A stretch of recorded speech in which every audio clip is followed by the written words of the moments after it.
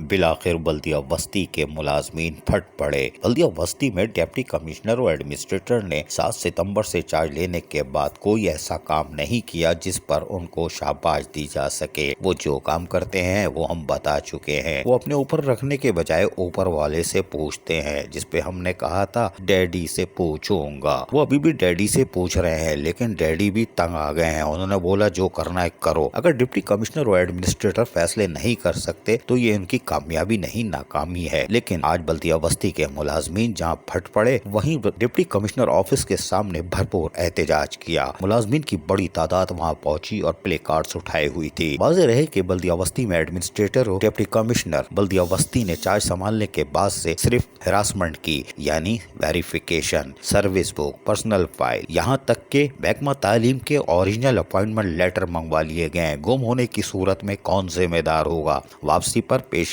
Clerk माल मांगेंगे। Corruption उरूज पर है। बल्दियाती सहूलतों से महरूम बल्दिया बस्ती में आज मुलाजमीन का ये एहतजाज यकीनन बिल्कुल दुरुस्त अमल है। 26-27 तारीख को तनख्वाह देने के बाद फिर कोई नया शोशा छोड़ा जाता है, फलां को ले आओ, फलां की वेरिफिकेशन, अंडर एज। हम आपको सारी तफसील बताएंगे कि डिप्टी कमिश्नर और एडमिनिस्ट्रेटर ने कौन सा बड़ा कदम उठाया जिससे सिंध हुकूमत और उसके बड़ी बड़ी शख्सियात जिनके अजीज रिश्तेदार बल्दियाती इदारों में है, उनका मुस्तकबिल भी इन्होंने खतरे में डाल दिया है। वो हम आने वाले दिनों में तफसील से बताएंगे। ताहम मुजाहिरीन ने शदीद नारेबाजी भी की और अपनी बरवक्त तनख्वाहों की अदायगी, रिटायर मुलाजमीन के बकायाजात जो कि 2.5 महीने में 1 रुपया भी अदा नहीं किया जा सका, उसके लिए भी मुतालबात दर्ज थे। ताहम हमारी इतलात के मुताबिक डिप्टी कमिश्नर और एडमिनिस्ट्रेटर ने आइंदा माह 10 तारीख तक तनख्वाह अदा करने का कह दिया है, लेकिन हमें पता है कि वो मजीद इक़दामात उठाएंगे। बचो बल्दिया बस्ती के मुलाजमीन। लेकिन हम जो खबर आइंदा 2-3 दिन में देंगे, उसके बाद आला ऐवानों में भी हलचल मच जाएगी। अजीज आरिफ, KBS बल्दियाती न्यूज़, कराची।